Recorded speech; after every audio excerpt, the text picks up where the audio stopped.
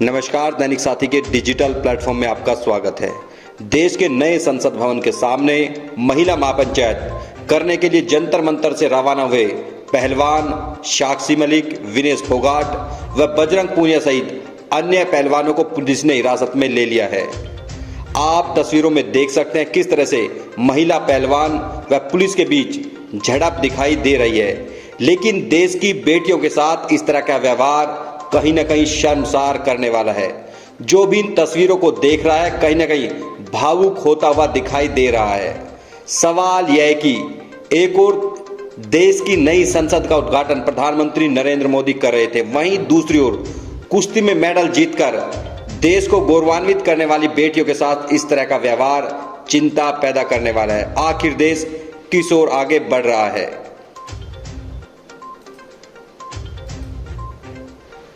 Police ने detain कर लिया। हमें लेके जा रही है अभी। मैं और संगीता एक बस में है, बजरंग को गाड़ी में लेके गए हैं और साक्षी को दूसरी बस में लेके गए हैं। अभी पता नहीं कहाँ लेके जा रहे हैं। एक्चुअल में तो हम बैठे हैं, वेट कर रहे हैं। ओखला की साइड बस मुड़ी है, इतना पता है ना। तो लिख के दे रहे हैं और हमारा फोन और छीनने की बात कर रहे थे। हमने फोन तो दिया नहीं है अभी तक, तो फोन हमारे हाथ में है और फोन और लेने की बोल रहे थे। देश बहुत तरक्की कर रहा है, खुशी हो रही है हमें बताते हुए पूरे देशवासियों को। देश बहुत तरक्की कर रहा है।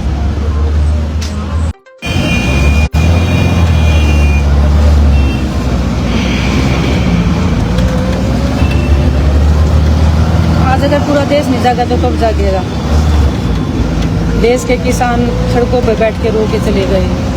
देश के जवानों को तो बोलने भी नहीं दिया गया, वो लोग तो घुट घुट के मार दिए गए बिल्कुल। आज देश के खिलाड़ी सड़कों पे बैठे थे और उनको घसीट घसीट के अंदर लेके गए हैं। अगली बारी किसके आएगी पता नहीं है,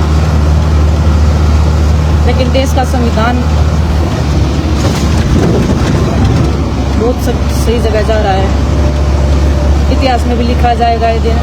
जब देश की संसद का उद्घाटन कर रहे थे, देश के नए संविधान को लिखा जा रहा था, तब एक साइड देश के कोने में खिलाड़ियों को घसीटा जा रहा था। ये भी इतिहास में लिखा जाएगा।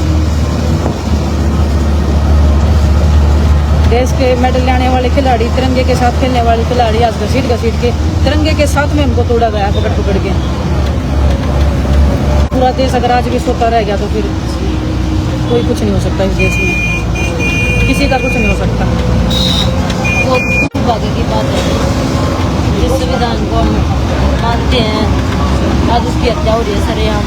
लड़कियों को ऐसी घसीट के जिस आदमी को हमें गिरफ्तार करना चाहिए था वो तो आराम से बैठा हुआ है। हमें जबरदस्ती खींच के ले जाएगा, जो कि हम शांतिपूर्वक बैठ गए थे।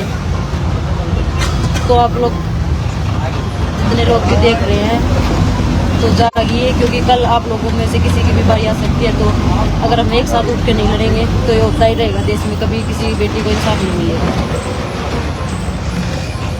थाना की साइड है। अब ये कहाँ लेके जा रहे हैं पता नहीं, कौन से थाने में? कालका थाना में लेके आए हमें, कालकाजी पुलिस स्टेशन। किसका? पुलिस कॉलोनी कालकाजी में लेके आए हमें। सब अलग अलग हैं। हमारा धरना उखाड़ दिया है सब लोगों ने, सब कुछ रोक दो, उखाड़ के फेंक दिया है। और अब पता नहीं हमारे साथ में क्या होगा नेक्स्ट। पूरा देश देख रहा है, बस हमें इतना पता है।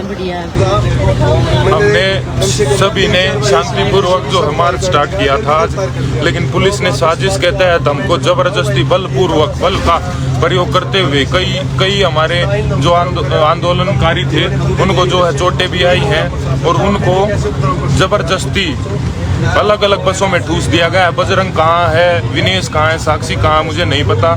लेकिन मेरे पास ये खबर आई है कि जिस साजिश के तहत जो हमारे धरने को बलपूर्वक हटाया जा रहा है पुलिस द्वारा, हम सब को जो है गिरफ्तार करके हमें नहीं पता हमें कहाँ ले जा रहे हैं। आप सबसे अनुरोध है इस धरने को बचाएं, पहुँचें ज़्यादा से ज़्यादा जंतर मंतर तक, जहाँ तक पहुँच सकें वहीं बैठ जाएं। हम जहाँ पहुँचेंगे वहीं से हम वापस आएंगे, लेकिन ये धरना खत्म नहीं होना चाहिए। अगर ये प्रोटेस्ट खत्म हुआ तो देश के बेटियों की जो न्याय की लड़ाई वो अधूरी रह जाएगी। हमें नहीं पता हमारे साथ पुलिस क्या कर रही है, कितनी बर्बरता दिखा रही है।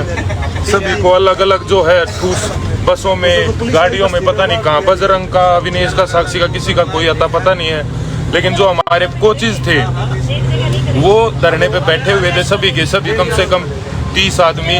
उनको भी जो है जबरदस्ती वहां से डंडों का प्रयोग करके, लाठी का प्रयोग करके मार मार के भगाया जा रहा है। आप सबसे अनुरोध है इस धरने को खत्म मत होने देना, इस आंदोलन को दबने मत देना,